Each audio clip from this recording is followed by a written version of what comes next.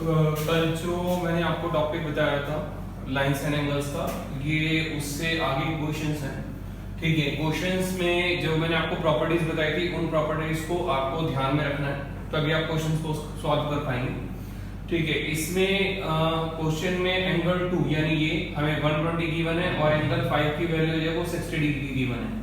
हमें ये प्रूव करना है कि ये और ये लाइन जो है एक दूसरे के पैरेलल है, यानी कि समांतर है।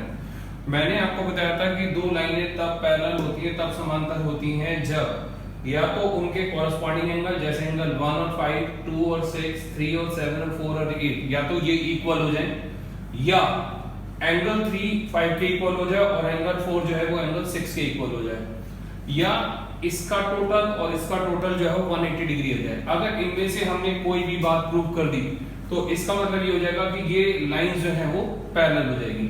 ठीक है, तो एंगल 2 गिवन है, तो एंगल 2 जो है, एंगल 2 का वर्टिकली अपोजिट शीर्षाभिमुख जो कोण है वो एंगल 4 है। ठीक है, एंगल 4 है, ये वर्टिकली अपोजिट एंगल है, वर्टिकली अपोजिट एंगल शीर्षाभिमुख कोण। तो एंगल 2 जो आपका 120 डिग्री है, इसलिए एंगल जो 4 है वो भी उतना ही होगा। ठीक है, एंगल जो 4 है वो भी उतना ही होगा। तो इसके अलावा एंगल 1 और एंगल 2 ये दोनों मिलके 180 डिग्री का लीनियर पेयर, रैखिक युग्म बनाते हैं। तो एंगल 1 तो हमें पता नहीं है, लेकिन एंगल 2 में पता है कि वो 120 डिग्री है, तो ये 180 डिग्री हो गया। ठीक है, तो एंगल 1 हो गया 180 डिग्री माइनस 120, यानी एंगल 1 की जो वैल्यू है वो 60 डिग्री आ गई। ठीक है, एंगल 1 की वैल्यू जो है वो 60 डिग्री आ गई। एंगल 1 जो है उसके वर्टिकली अपोजिट एंगल कौन सा है? एंगल 1 के वर्टिकली अपोजिट एंगल एंगल 3 है, वर्टिकली अपोजिट एंगल शीर्षाभिमुख कोण। तो एंगल 1 कितना है? 60 डिग्री, तो एंगल 3 भी जो है वो उतना ही होगा। ठीक है, तो आपको प्रूव करना है कि, या हम ये प्रॉपर्टी को लेके चल रहे हैं कि एंगल 4 और एंगल 6 जो है वो आपस में इक्वल है, लेकिन अभी मेरे पास एंगल जो 6 है, ठीक है, एंगल 6 की मेरे पास वैल्यू जो है वो नहीं है। एंगल 3 और 5, एंगल 3 की वैल्यू आ गई, एंगल 5 की वैल्यू गिवन है। तो एक बात और है कि एंगल 5 और एंगल 6 ये दोनों मिलके 180 डिग्री का लीनियर पेयर यानी कि रैखिक युग्म बनाते हैं। तो एंगल 5 की वैल्यू क्वेश्चन में गिवन है 60 डिग्री, तो एंगल 6 इक्वल टू 180, एंगल 6 हो गया 180 माइनस 60 यानी कि 120 डिग्री, ये एंगल 6 की वैल्यू आ गई। अगर अब हम चेक करें तो एंगल 4 और एंगल 6, एंगल 4 ये आ रहा है 120 और एंगल 6 ये आ रहा है 120। ठीक है, एंगल 3 और एंगल 5, एंगल 3 60 डिग्री और angle 5 60 degree, angle 3 angle 5 60 degree, they are alternate angles, they are alternate angles. Hindi medium वाले बच्चे लिखेंगे यह एकांतर कोण है। अगर ये एंगल बराबर है, अगर अल्टरनेट एंगल्स इक्वल आ रहे हैं आपके, एकांतर कोण बराबर आ रहे हैं, तो इसका मतलब ये होता है कि जो लाइनें हैं वो आपस में पैरेलल होंगी, यानी M जो है वो पैरेलल होगा N के। ठीक है, तो मैंने आपको बताया कि पैरेलल प्रूव करने के लिए या तो आप प्रूव करिए कि ये एंगल और ये इक्वल है और ये इक्वल है, तो मैंने इस प्रॉपर्टी को ले लिया। या फिर मैं ये भी कर सकता था, एंगल 1 को 5 के, 2 को 6 के, 3 को 7 के और 4 को 8 के इक्वल में प्रूव कर सकता था।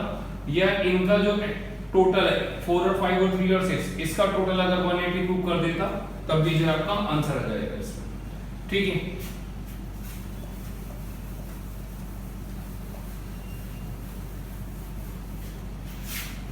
इसका नेक्स्ट क्वेश्चन,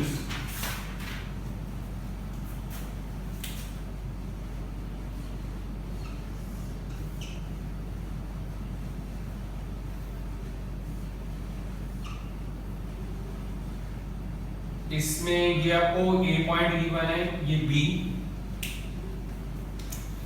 सी ये डी पॉइंट है, ई और एफ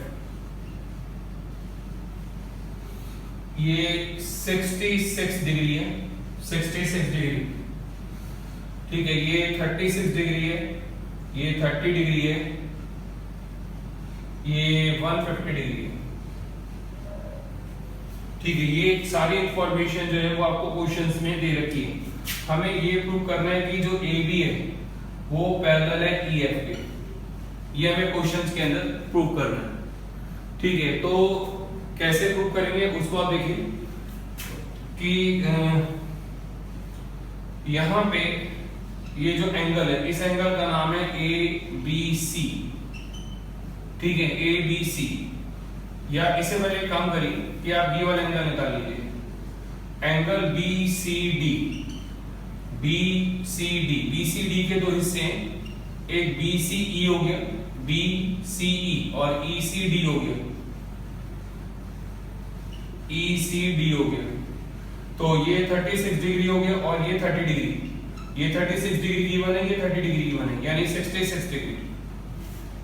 तो angle A B C, angle A B C यानी ये, और ये जो एंगल आ रहा है angle B C D, angle B C D, ये इक्वल आ रहे हैं। ठीक है, दोनों के दोनों 60 डिग्री आ रहे हैं। अगर आप चेक करेंगे तो एक आपका लेफ्ट हैंड साइड और एक आपका राइट हैंड साइड बनता है, तो ये आपके अल्टरनेट एंगल हैं, दे आर अल्टरनेट एंगल्स, ये एकांतर कोण हैं। ठीक है, तो अगर अल्टरनेट एंगल्स इक्वल हैं, अगर एकांतर कोण बराबर है, तो जिस लाइन पे बनते हैं वो लाइनें जो है पैरेलल हो जाएगी, यानी ए बी जो है वो पैरेलल हो जाएगी सी डी के। बट क्वेश्चन में तो दिया ही नहीं रखे, क्वेश्चन में दिया ए बी जो है वो ई एफ के पैरेलल है, ये हमें प्रूव करना है। ठीक है, तो अब हम ये जो है F E, angle F E C plus angle E C D, इसका जो टोटल है वो 180 डिग्री हो रहा है। ठीक है, एफ ई सी यानी ये एंगल एफ ई सी का मतलब ई जो बीच में आता है उसको मैं एंगल काउंट करता हूं, और इधर सी, इधर ई को एंगल काउंट करूंगा, इधर सी को एंगल काउंट करूंगा। तो एफ ई सी, एफ ई सी, एफ ई सी का मतलब ये 150 है, और ई सी डी यानी सी को काउंट करूंगा तो ये 30 डिग्री है। तो इन दोनों का जो टोटल है वो 180 डिग्री आ रहा है। ठीक है, इसके नीचे स्टेटमेंट लिखूंगा इसकी, sum of interior angles, sum of interior angles is 180 degree, sum of interior angles is 180 degree on the same side, on the same side of the transversal line, of the transversal line। ठीक है, एक property ये भी थी कि अगर एक ही तरफ के जो एंगल है अगर उनका टोटल 180 डिग्री होता है तो उस कंडीशंस में वो लाइनें पैरेलल होती है। अच्छा, इसको मैं हिंदी में लिख दे रहा हूं पहले, तिर्यक रेखा के एक ही ओर के अंतः कोणों का योग 180 डिग्री है। ठीक है, तो अगर जो है एक ही तरफ के एंगल का टोटल 180 डिग्री है तो वो लाइनें आपस में पैरेलल हो जाती है, यानी ईएफ जो है वो पैरेलल हो जाएगी सी डी के। ठीक है, ईएफ जो है वो सी डी के पैरेलल हो जाएगी, आपको ध्यान में रखना है, ईएफ जो है वो सी डी के पैरेलल हो जाएगी। अब यहां लिखेंगे from equation first and second, समीकरण 1 व 2 से। इक्वेशन फर्स्ट में आप चेक करोगे ए बी जो है वो सी डी के पैरेलल है, ए बी पैरेलल है सी डी के, और सेकंड में सी डी किसके पैरेलल है, ई एफ के, सी डी जो है वो पैरेलल है ई एफ के। ठीक है, आप चाहें तो इसको यूं भी लिख सकते हैं A B parallel E F, A B parallel E F, और ये आपको प्रूव कर रहा है। तो यहाँ पे इस क्वेश्चंस में हमने दो प्रॉपर्टीज यूज करी है। वैसे नॉर्मली लाइनों को पैरेलल प्रूव करने के लिए 3 प्रॉपर्टीज हम यूज कर सकते हैं, जिसमें से 2 इसमें इस्तेमाल हो गई, कईयों में एक ही जो है एक ही में पूरा क्वेश्चन सॉल्व हो जाएगा।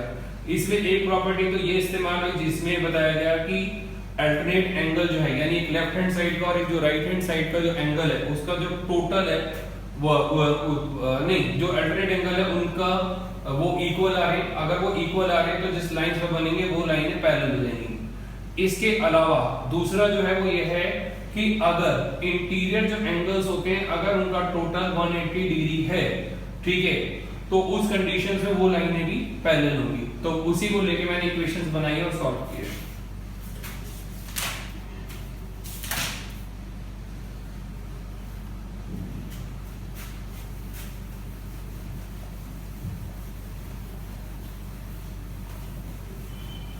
इससे जो नेक्स्ट क्वेश्चन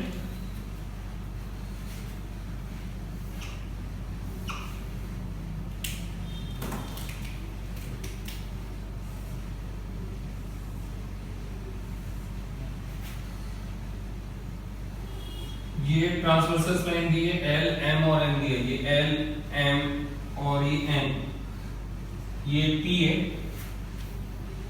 यहाँ पे एंगल 1 3, ये एंगल 1 है, ये एंगल 3 है, ये एंगल 4 है, ये एंगल 2 है, ठीक है। एंगल 1 जो है क्वेश्चन के अंदर एंगल 1 की वैल्यू 60 डिग्री दे रखी है और ये बता रखा है कि तीनों जो लाइन है, नहीं एल पैरेलल है एम के और एम पैरेलल है एन के, तीनों पैरेलल है पहले से। हमें एंगल 2 जो है, एंगल 2 जो है वो फाइंड आउट करना है। एंगल 2 जो है वो इसके अंदर में फाइंड आउट करना है।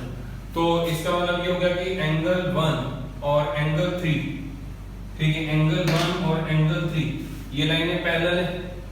एल जो है, जब मैं इसको सॉल्व करूं तो एल जो है वो पैरेलल है एम के, ठीक है, एल पैरेलल है एम के, यानी इसमें जो कॉरेस्पॉन्डिंग एंगल होंगे संगत कोण वो बराबर हो जाएंगे। एंगल 1 और एंगल 3 ये बराबर होंगे कॉरेस्पॉन्डिंग एंगल, ठीक है, संगत कोण जो है वो आपस में बराबर होंगे। एंगल 1 कितना है 60 डिग्री, तो एंगल 3 भी जो है वो उतना ही होगा आपका। अब हमें ये भी पता है कि एंगल 3 और एंगल 4 इसका जो टोटल है वो 180 डिग्री आएगा, लीनियर पेयर रैखिक युग्म है ये। तो एंगल 3 की वैल्यू क्या है 60 डिग्री, एंगल 4 हमें पता नहीं है 180 degree. Angle 4 equal to 180 minus 60, यानी एंगल 4 की जो वैल्यू है वो 120 डिग्री है एंगल 4 की। अब क्वेश्चन के अंदर m जो है वो n के पैरेलल है, तो इसका मतलब है कि एंगल 2 और एंगल 4 आपस में इक्वल होंगे, यानी कि ये आपके अल्टरनेट एंगल है, अल्टरनेट एंगल एकांतर कोण, ठीक है। तो एंगल 2 ये हमें फाइंड आउट करना है, तो एंगल 4 कितना है 120, ठीक है। तो लाइनें जो है वो उन्होंने सिर्फ पैरेलल बोली है, पैरेलल होने पे हमने जो इसकी प्रॉपर्टीज है, यानी अगर ये और ये पैरेलल है तो उस कंडीशन में इसका कॉरेस्पॉन्डिंग ये इक्वल हो गया, इन दोनों ने मिलकर लीनियर पेयर बना लिया, 4 आ गया। अब ये लाइनें पैरेलल है दोनों, ये पैरेलल है, तो इसके जो अल्टरनेट एंगल्स होंगे वो इक्वल हो जाएंगे, उससे वैल्यू कैलकुलेट कर सकते हो।